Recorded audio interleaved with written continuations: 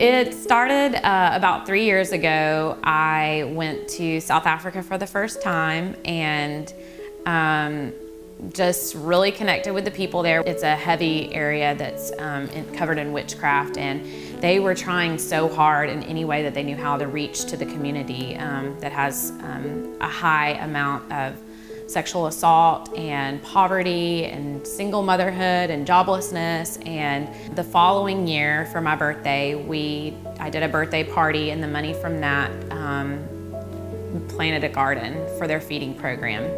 And it was designed to feed a few children every day for a couple of days of the week. And when I went back the following year, I couldn't wait to see the garden. And when I got there, the ground was dry and brittle, and the plants had struggled, and a lot of them didn't make it the first year, the plants, and the feeding program really wasn't off the ground. It really was like, initially it just let the wind out of my sails, and I was like, it felt so big, and the problem felt so huge and overwhelming. And I remember very vividly standing at the garden thinking, you know, I have a choice, and I can just go home and be sad that this happened and, you know, just try to forget about it, or I can do something.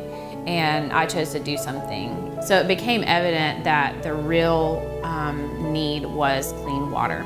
On average, a woman in Africa walks 2 to 3 hours a day just to provide clean water for her family. So currently 28 Bold has our first project, which is in Pagani, South Africa. We've pledged to drill a well there. We want to employ local well drillers to drill a well there.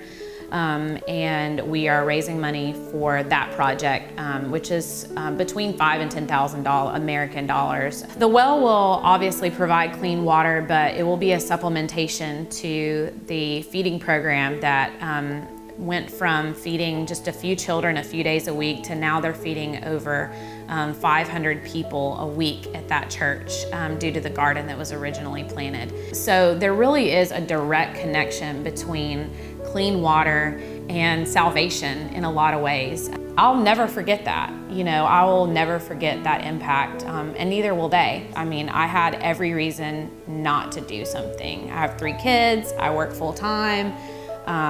You know, we have a life here in Georgia, but passion and compassion really drove me to do something that is gonna leave an impact. You have a choice to, you know, make an investment that will make an eternal impact.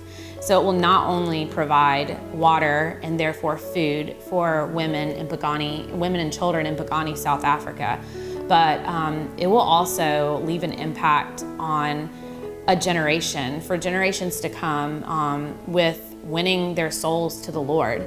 And I can't wait to get to heaven and just be able to count the people, or maybe not be able to count, and meet faces that are like, because of you, I had clean water. Because of your $5 or your time or your mentorship, you know, I had clean water, I had food to eat, and I came to know the Lord as my Savior.